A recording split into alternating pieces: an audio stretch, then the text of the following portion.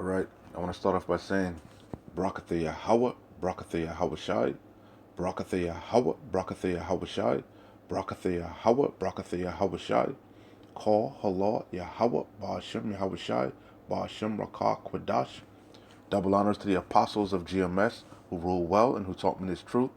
And shalom to you, sincere Akim, out there listening, learning, and pushing this truth. And shalom to the few sincere Akwath out there listening and learning as well. With that being said, I'm going to jump straight into this video. I don't want to ratazah. It'll be edifying.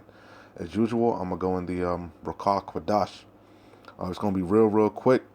It's a short video I'm going to play. I'm not going to say too much, as you already know how these devils are. They'll strike the video. They're looking for any reason to to take the videos down. So I'm just going to let the video play. I'm not even going to read the scripture. It's Revelation 13 and 16. Hopefully they don't strike it for that, but I'm not even going to read it. I'm going to put it up on the screen so you can see it. But yeah, we're not ignorant of Satan's devices, man. We definitely are in these times. We know how these devils work. They like to say a lot of code words and ambiguous, loaded speech. They say these things for the so-called illuminated ones, because we know that's who's really in control of the media.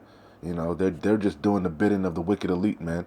They're puppets. They're just the news reporters and stuff. They're just repeating whatever they're being told. They're just going along with the agenda. The same thing with the politicians, so on and so forth. Okay, but anyway, 2 Corinthians 2:11, lest Satan should get an advantage of us, for we are not ignorant of his devices. And we know this is not talking about the actual spiritual demon Satan. This is talking about the physical counterpart of the spiritual demon Satan, which is Esau Edom. Okay, you see, we're not ignorant of his devices. We're not ignorant, man. We're watching you. Yahweh Shem Yahushua has given us the eye solve, the eyes to see, the ears to hear. We see clearly what's going on, man. We see you damn devils. We see you. So anyway, like I said, I'm not going to read it. You can see it. We know it. We know it. We definitely are in these times, man. Okay? And listen keenly to what's said in the report. Okay? You know?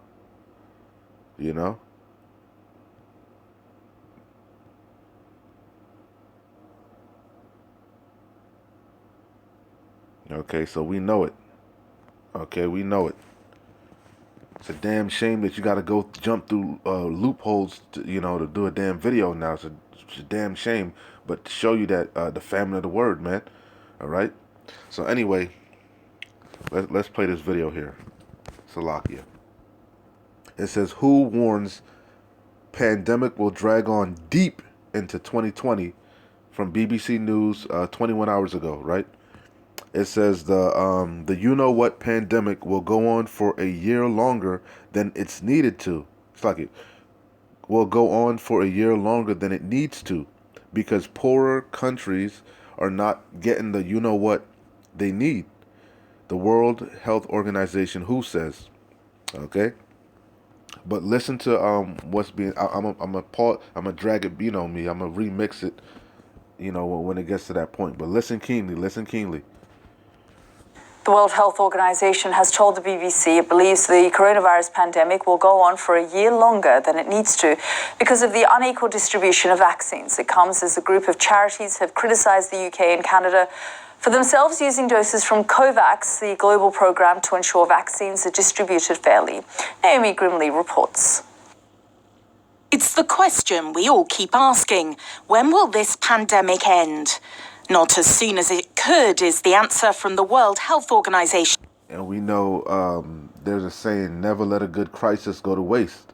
So we already know what time it is. Operation Warp Speed. We know what time it is. Revelation 12 and 12. Salakia.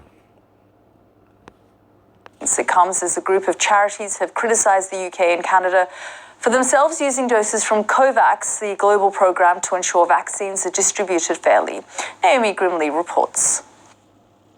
It's the question we all keep asking. When will this pandemic end? Not as soon as it could. could is the answer from the World Health Organization because of uneven vaccine distribution across the world. There've been plenty of summits about vaccine donations to poorer countries, but the exasperation of WHO officials is clear to see. We need a stock take. The G20 will meet at the end of October. We need them to say, where are we against those commitments? And I can tell you today, you're not on track. You need to really speed it up. Or you know what? They need to really speed it up. You know, Revelation 12 and 12. Revelation 12 and 12.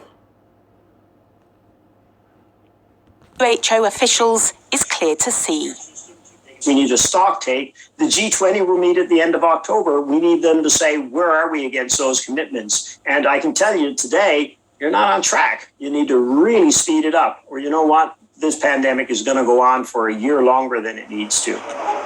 COVAX was the international program set up to ensure all countries, both rich and poor, could get enough vaccines to cover at least 20% of their population. You heard that?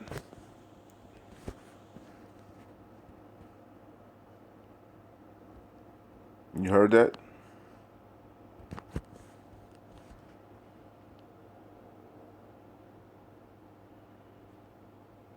WHO officials is clear to see. We need a stock take. The G20 will meet at the end of October. We need them to say, where are we against those commitments? And I can tell you today, you're not on track. You need to really speed it up. Or you know what? This pandemic is going to go on for a year longer than it needs to. COVAX was the international program set up to ensure all countries, both rich and poor, could get enough vaccines to cover at least 20% of their population. But it hasn't worked out as planned. The vast majority of vaccine doses administered have been in richer countries. Africa especially has been left behind. A new analysis from a group of charities called the People's Vaccine Alliance shows the huge gap between what the world's richest countries have promised to give the poorest versus the number of doses delivered so far. The UK and Canada have been singled out for particular criticism as both countries acquired some vaccines from COVAX for their own populations, even though they had their own supplies. On the one hand, every country that joined the COVAX facility was entitled to obtain vaccines.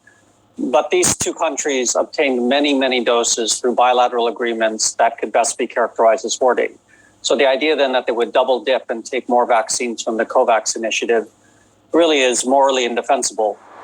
The UK stressed it had helped kickstart COVAX and was one of its most generous financial supporters. The Canadian government told us it's now stopped procuring vaccines from COVAX. As it became clearer that the supply that we had secured through our bilateral deals with different companies like AstraZeneca, Pfizer, and Moderna would be sufficient for the Canadian population, we then pivoted the doses that we had procured from COVAX to be donated back to COVAX so that they could be redistributed to developing countries that needed those doses. The latest warning from the World Health Organization is that the pandemic will continue deep into 2022. It's urging pharmaceutical companies and wealthy nations to make sure low-income countries are now prioritized in the queue for life-saving vaccines. Naomi Grimley, BBC News. Hey, you get the idea. But the point of the matter is we're not ignorant of Satan's devices, man. Okay? You know, we're not ignorant. 2 Corinthians 2:11. Lest Satan should get an advantage of us, for we are not ignorant of his devices. And at the end of the day, we know that those jabs are not this, but all roads are leading to this. Okay? You know, all roads are leading to this. All right? You know? Definitely. So anyway, I don't want to rot this out. This was edifying. Keep pushing like I always say. We're close. Shalom. Wa abad babal.